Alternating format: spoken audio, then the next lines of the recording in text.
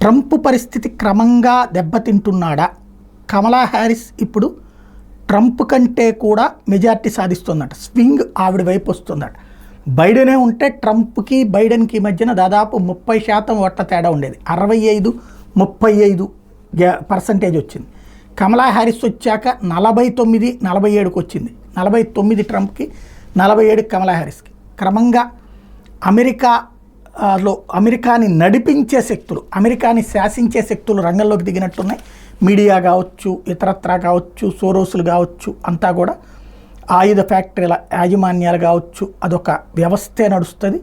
వాళ్ళందరూ కలిసి ట్రంప్ అంటే అక్కడ మీడియాకి గిట్టదు, ట్రంప్ అంటే అక్కడ ఉన్నటువంటి ఆయా పారిశ్రామికవేత్తలకి, ఆయుధ తయారీదారులకి గిట్టదు. ట్రంప్ అంటే ఎవరైతే అమెరికా ఆధిపత్యాన్ని నటిస్తూ తమ సొంత ప్రయోజనాలు వాడుకునేటటువంటి పారిశ్రామికవేత్తలకు నచ్చదు. వాళ్ళందరూ కలిసి ఇప్పుడు ఒక మ్యానిపులేటెడ్ పాలిటిక్స్ గేమ్ ఆరంభించారు. అందులో భాగమే ట్రంప్ని పక్కన పెట్టి కమల విజయం వైపుకి అడుగులు పడుతున్నట్టే కనబడుతోంది.